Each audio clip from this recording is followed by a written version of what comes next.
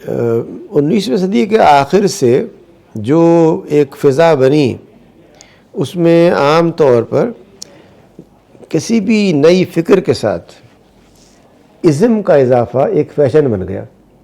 Communism, capitalism, consumerism, culturalism, یعنی ہر چیز میں ازم کا اضافہ کر کے لوگوں نے سمجھا کہ اس طرح سے ایک نظام بن جائے گا۔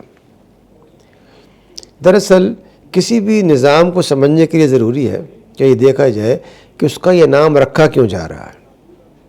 میں نے جو بھی اصطلاحات آپ کے سامنے استعمال کی، کمیونزم ہو، کیپٹلزم ہو، فیشزم ہو، کانسٹیٹیوشنلزم ہو، ان سب کی بنیاد جس چیز پر ہے وہ انسان کی اپنی فکر ہے کہ ایک شخص یہ سمجھتا ہے کہ اصل میں کنزیومر جو شخص اشیاء کا استعمال کر رہا ہے، صارف، وہ اصل چیز ہے، اور اس بنا پہ اس کی بنیادی اہمیت ہے جس کو ان کا کنزیومرزم، کہ چیزیں وہ میدان میں آئیں جو کنزیومرز کے مفید ہیں، اس کو پسند کرتے ہیں، انہی کا بازار لگایا جائے۔ یہ الہامی فکر ہے یا انسانی فکر ہے؟ واضح طور پر انسانی فکر ہے۔ اس کے مقابلے میں اسلام جس دین کا نام ہے وہ کسی فرد کی ایجاد نہیں ہے کہ اس میں آپ ISM لگا کے یہ کہہ دیں کہ یہ نعوذ باللہ محمدنزم ہے۔ یہ اصطلاح بھی استعمال کی گئی، لیکن اس کا سبب یہی ہے کہ جنہوں نے استعمال کی انہوں نے اپنے تاریخی پس منظر کے اندر جو انسانی تصورات پیش ہوئے ان میں ISM لگا کر کے انہیں ایک معروف طرز فکر کا عنوان دے دیا۔ اس کے مقابلے میں اسلام نے اپنا رشتہ سیدنا ابراہیم کے ساتھ جوڑا اور یہ بات کہی کہ جو دین وہ لے کر کے آئے تھے یہ وہی دین ہے۔ اس کا نام ابراہیمزم نہیں تھا، اس کا نام توحید تھا۔ قرآن بھی یہ کہتا ہے کہ اللہ وحدہ لا شریک کی بندگی اختیار کر لو۔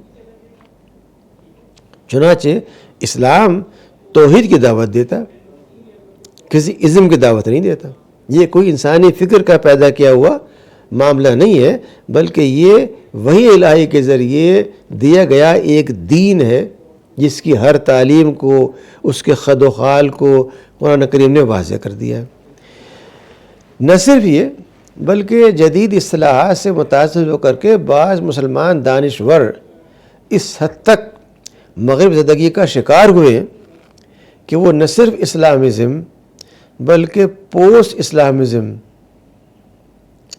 جس طرح سے کہ مغرب نے عیسائیت کے حوالے سے 16ویں صدی سے بغاوت کر کے یہ اپنے خیال میں نیک کام کیا کہ اپنے آپ کو عیسائیت سے آزاد کر لیا،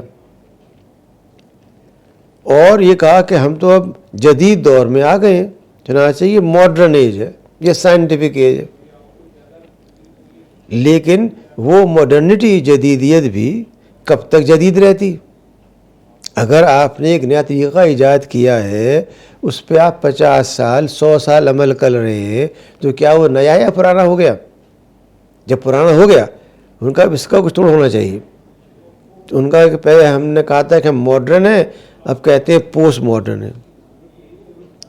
جب یہ اصطلاح چلنی شروع ہوئی اور لوگوں نے کہا یہ اچھی اصطلاح ہے تو پھر اس کا بھی کوئی ارتقا ہوتا یا اس کا کوئی انجام ہوتا۔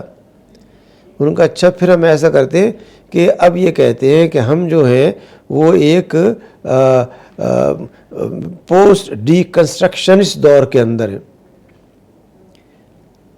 یہ مختلف اصطلاحات کا استعمال اور اس کو ما بعد لگا کر کے ایک نظام بنا کے پیش کر دینا، یہ ایک دانشورانہ حکمت عملی تو ہو سکتی ہے لیکن یہ کوئی معقول طریقہ نہیں ہے، کم از کم اسلام کے حوالے سے۔ اسلام اپنے بارے میں واضح طور پر یہ کہتا ہے کہ وہ اللہ تعالیٰ کا بھیجا ہوا دین ہے، اس بنا پر اس کو اسلامزم یا ان اصطلاحات کے ساتھ ملا کر کے پیش کرنا جو آج کے دور میں دانشوروں کا ایک دانشوروں کی پہچان بن گئی، یہ اسلام کے ساتھ میری نگاہ میں بہت ظلم ہے۔ اگر فرض کیجئے کہ آپ کا نام شیر خان ہے اور میں آپ کو کہوں کہ آپ کا نام لائن خان ہے، کیا آپ کو خوشی ہوگی؟ جو نام آپ کا ہے اس کا مفہوم جو بھی ہوا کرے، نام تو وہی ہے نا۔ اگر اسلام ایک دین کا نام ہے اور اس سے آپ کے ذہن میں یہ آتا ہے کہ یہ ایک انسان کا بنایا ہوا ہے، تو کیا آپ کو یق پہنچتا ہے؟ کیا آپ جو نام چاہیں اس کو دے دیں؟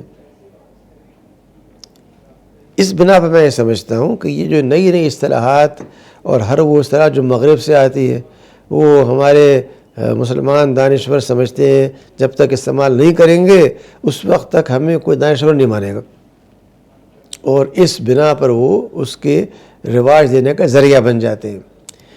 ان اصطلاحات کے پس منظر کو، تاریخ کو سمجھ کے تجزیہ کر کے دیکھنا چاہیے کہ کیا واقعی ان کا استعمال مفید ہے۔ میں یہ سمجھتا ہوں کہ قرآن کریم و سنت مطہرہ نے جس طرح دین کی تعلیمات کو انتہائی واضح، انتہائی مختصر اور انتہائی جامع بنا کر کے پیش کیا، اس کے بعد ضرورت باقی نہیں رہتی کہ آپ نئے نئے اضافے کر کے یہ سمجھیں کہ اس سے اسلام کی شہرت میں اضافہ ہو جائے گا یا اسلام کی عظمت بڑھ جائے گی۔ اسلام کی عظمت تو اس چیز میں ہے جو رب کریم نے اپنے کلام میں رکھ دی ہے، اور وہ کلام یہ بتاتا ہے کہ دین اسلام ایک جامع اور شامل نظام ہے جو زندگی کے تمام معاملات کا احاطہ کرتا ہے۔